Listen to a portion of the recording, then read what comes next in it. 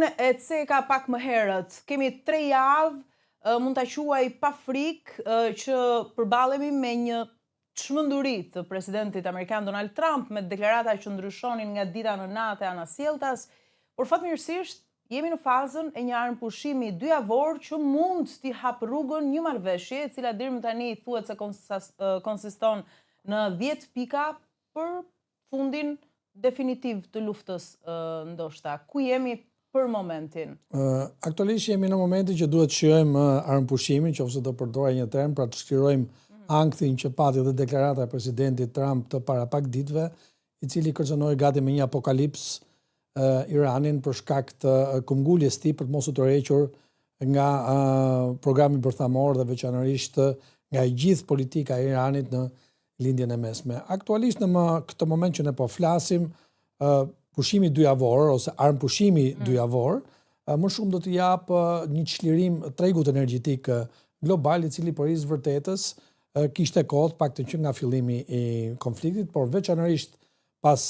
deklaratave të qeverisë iraniane dhe zyrtarëve iranian për të bllokuar ngushticën e Hormuzit, e cila u kthye në një ngërç të politikës globale dhe shpesh mjaft e krahasonin me krizën e famshme të kanalit Suezit të vitit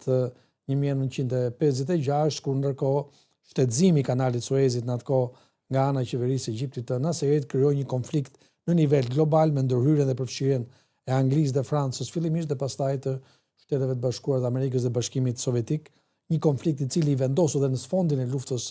ftohtë solli në vëmendjen edhe rolin dhe peshin që kanë ngushtica të tilla, pra hapësira të tilla gjeografike në marrëdhëniet ndërkombëtare dhe lindje dhe krijoi atë termin që njihet tashmë si hakmarrja e gjeografisë. Tani, si e shikoni ju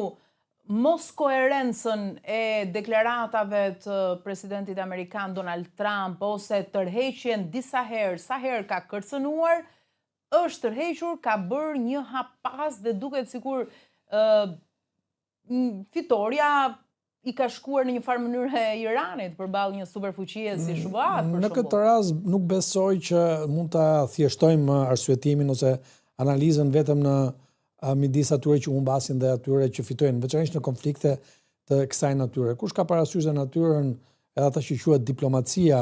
trumpiste ose stili individual me cilën presidenti Trump e ushtron pushtetin e tij politik, ai përpiqet gjithmonë të kalojë gjithmonë në deklarata shumë të forta fillimisht, që shpesh duken të parekthyeshme, por e ka lehtësisht pastaj që të rimarrë kthesën kur fal atyre deklaratave ka prodhuar një rezultat siç ishte rasti i armëpushimit me ndërmjetësimin e Pakistanit, po aty përfshin dhe Egjipti dhe Turqia. Mjafton të kujtojmë një rast kur në mandatin e tij të parë si president i Shteteve të Bashkuara të Amerikës, ai bëri të njëjtën gjë me Kim Jong-un, presidentin e Koreas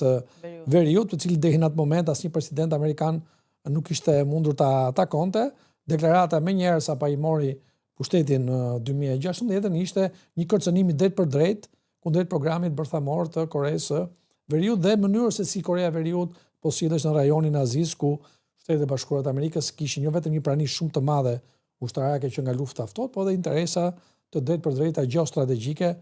me Korenë e Jugut, me Japoninë edhe me shumë vende të tjera. Dhe ai kërcënim në dukje i cili habiti të gjithë, ndoshta e majti botën pezull, ndoshta në flakën e një konflikti të mundshëm bërthamor, u pasua nga një takim i presidentit amerikan dhe presidentit korean vjeror në Singapur. Pra, doja të theksoja që modeli dhe stili i presidentit Trump në mënyrën se si ushtron ai diplomacinë dhe politikën, nisur edhe nga një përvojë së një stil i tij që vjen nga fusha e biznesit, por edhe një libër që ai ka shkruar, Arti i marrëveshjeve, aty e shpjegon qartë që ai i koncepton marrëveshjet në një stil krejt ndrysshëm nga ai që quhet diplomacia tradicionale.